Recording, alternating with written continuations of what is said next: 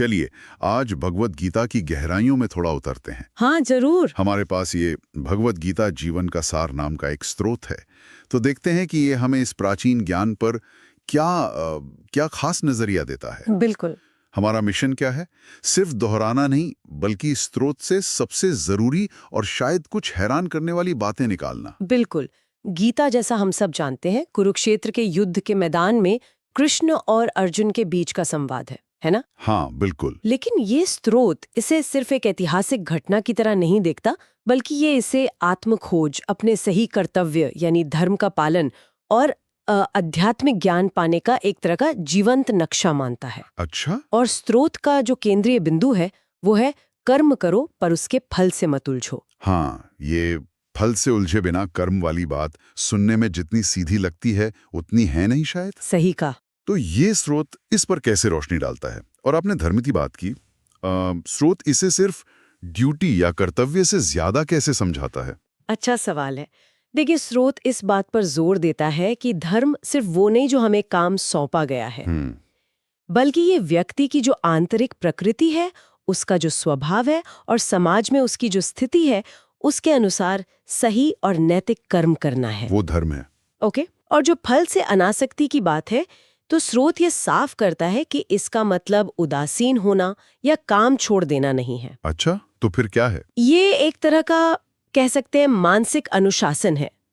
स्रोत बताता है कि असली शांति तब मिलती है जब हम अपना बेस्ट एफर्ट डालते हैं और नतीजा जो भी हो उसे ईश्वर पर या कह लें ब्रह्मांडीय व्यवस्था पर छोड़ देते हैं। इससे होता क्या है कि चिंता और तनाव कम होते हैं। दिलचस्प। तो ये मतलब एक तरह का माइंडसेट शिफ्ट है, ना कि एक्शन छोड़ना। बिल्कुल बिल्कुल, नजरिया बदलने की बात है। स्रोत गीता के 18 अध्यायों को 3 मुख्य रास्तों या योगों में बांटता है: कर्म, भक्ति और ज्ञान योग। हाँ, कर्म योग पर तो हमने थोड़ी बात की कि भाई काम करो, फल से मत जुड़ो, पर भक्ति और ज्ञान योग के बारे में स्रोत क्या खास बताता है? जरूर।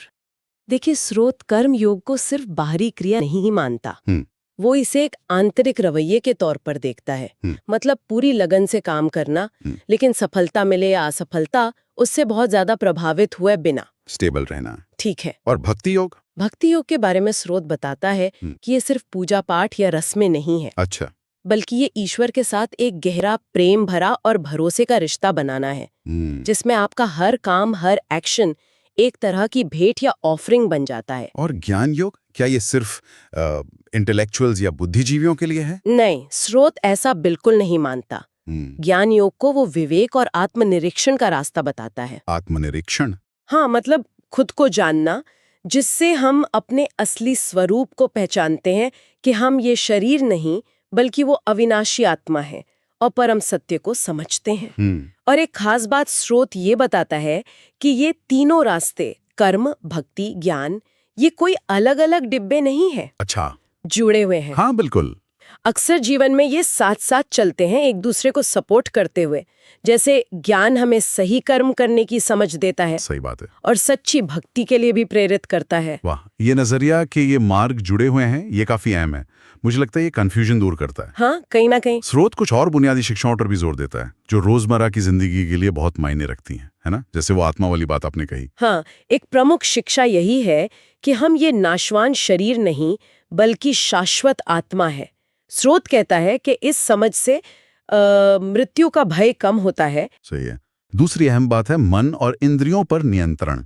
स्रोत इसे इच्छाओं को दबाना नहीं कहता। तो क्या कहता है? वो कहता है कि इन्हें सही दिशा देना है, इनको मैनेज करना है, ताकि हमें भटकाए नहीं बल्कि हमारे लक्ष्य में सहायक हों। और वो अनासक्ति वाली बात फिर से आती है, भौतिक चीजों से। क्या स्रोत ये कहता है कि हमें सब कुछ छोड़ देना चाहिए, साधु बन जाना चाहिए? नहीं नहीं, बिल्कुल नहीं। स्रोत अनासक्ति को त्याग नहीं बल्कि सही दृष्टिकोण कहता है। अच्छा, सही दृष्टिकोण मतलब ये कि चीजों का उपयोग करें, उनका आनंद भी लें, लेकिन उन पर मानसिक रूप से निर्भर ना हो, अटैच्ड ना हो। ओके। क्योंकि यही निर्भरता, यही अटैचमेंट दुख का कारण बनती है। सफलता, असफलता, सुख दुख में संभाव रखना, एक जैसा भाव रखना, ये सब इसी अनासक्ति से जुड़ा है। समझ गया। और वो प्रसिद्ध श्लोक है, कर्मण्येवाधिकारस्ते मा फलेषु कदाचन। हाँ, अध्याय 2 श्लोक 47। जिसका मतलब है कि कर्म पर तुम्हारा अधिकार है, पर उसके फल पर नहीं। स्रोत इसे आज की लाइफ में कैसे लागू करने की सलाह देता है? आजकल तो सब रिजल्ट ओरिएंटेड है। हाँ, ये बहुत रेलेवेंट है।